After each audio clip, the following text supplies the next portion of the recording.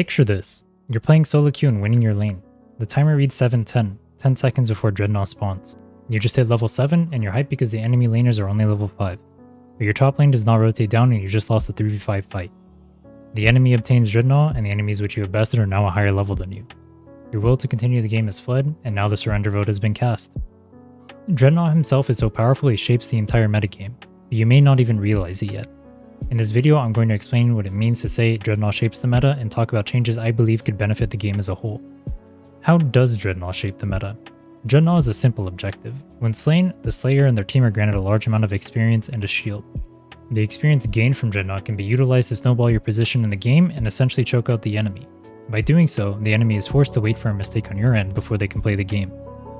With Drednaw conquered, we open up many possibilities with the EXP advantage for our team. Because levels influence how strong we are to an astronomical degree, generating a level advantage allows us to force enemies back even in outnumbered situations. The most obvious example is when you have your Ignite move available and the enemy does not, but this also applies with other Ignite moves as well. The base stats gained from levels are honestly insane. From increasing damage done on abilities by over 5% per level, to just having higher attack, defense, or even move speed, these advantages make it hard to come back in such a linear game. You need to greatly outplay the enemy to win a mirror between the Lucarios when you are a level down. We can utilize our EXP advantage to steal minions from the enemy. This will generate even more advantages, diminishing the enemy's chance to catch up so long as we don't make a mistake. If done well enough, you can deny the enemies from having their Unite moves before a second Drednaw, forcing them to fight at either a major disadvantage or to completely ignore the Drednaw. Once this is done, you can repeat the cycle until Zapdos spawns. Drednaw also completely invalidates Rotom, as he essentially has the Rotom effect when you kill him. The level advantage you obtain from slaying Drednaw allows you to force the enemy off the bottom goal and turn in many points with ease. If the enemy tries to contest you, your Unite moves will make quick work of them and will likely be up before the second Drednaw. Rotom becomes a nonsensical objective when Drednaw does everything Rotom can do and more. Now, why is this an issue? Drednaw's power in the game completely warps not only our creativity and drafts, but also our playstyle. Rather than having a diverse set of characters that can be picked, the jungle is heavily restricted. Greninja, Zeraora, and Blastoise currently seem to be the only jungles that have actual merit. Greninja obtains Surf, one of the most powerful moves in the game, at level 7. This can allow for quick assassination of squishy targets, such as Cramorant. Surf also has the ability to cleave entire teams at Drednaw, especially if you gain a reset. This makes contesting Drednaw when you're behind extremely difficult if not impossible. It also allows for the easy capturing of minions the enemies are contesting, as if they stand too close to said minions, they will get hit by a Surf reset and then potentially be in lethal range for you to get another reset, for you to get another reset, for you to get another reset, and well, you get the point here.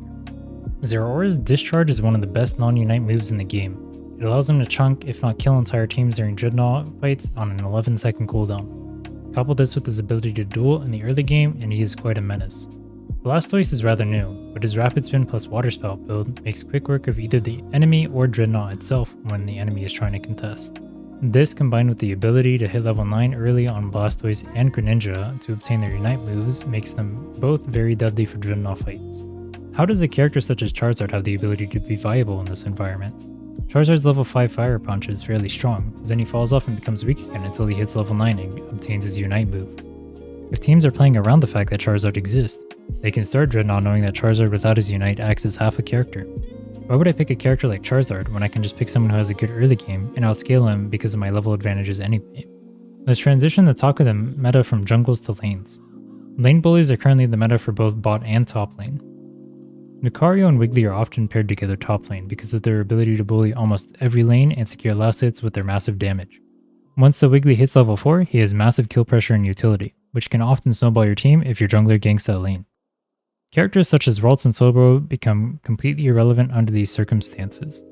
Due to them having little early pressure, it becomes hard for Ralts or Slowbro to contest minions well, meaning the enemy will be snowballed in EXP for Drednaw. Combine this with their necessity for experience, Ralts needing at least level 6 to contest anything, and Slowbro needing level 9 to be a real character, and you start to see why scaling Pokemon are completely invalidated. I understand why Drednaw is so powerful, but change is needed. I believe it to be Nintendo's goal to keep objectives strong to promote fighting. This is healthy for the game as it keeps action constantly flowing, unlike Farm Simulator 2021, or as we like to call it, LCK. If this is the case, rather than a nerf to Drednaw, I would love to see a buff to Rotom. I have 2 suggestions for buffs to Rotom I would like to see. You guys are free to let me know in the comments if you guys have better ideas. Suggestion number 1. Goals do not break until Rotom expires. This allows teams to pile on points onto a goal that would otherwise have been broken, allowing for them to catch up in EXP and gain a scoring lead. This solution can present an alternative strategy revolving around scoring rather than contesting Drednaw. Solution number 2. Make goals affected by Rotom grant double points, just like the final 2 minutes of the game. This is similar to the first solution, but it allows a single person to influence the game with Rotom via split pushing and makes it less of a team objective. If the goal of Drednaw is to be the team fighting objective, we can make Rotom into a viable split push objective with this change.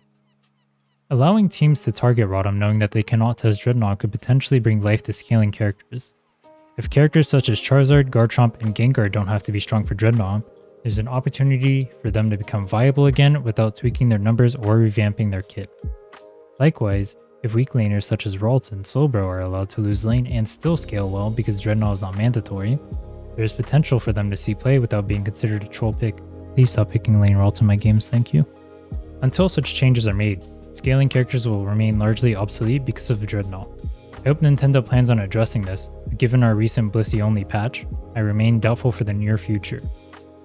This is my first time making a video like this, so if you have feedback, let me know in the comments below. I plan on experimenting more with this kind of content in the future, so if you have similar ideas for videos you want made, you can let me know those as well. This kind of content takes a while to make, so if you enjoy it, please like, comment, and subscribe to help me out. I stream daily on Twitch, which will be linked in the description, and you can also join the Discord to see notifications or just hang out and chat. Until next time, take care.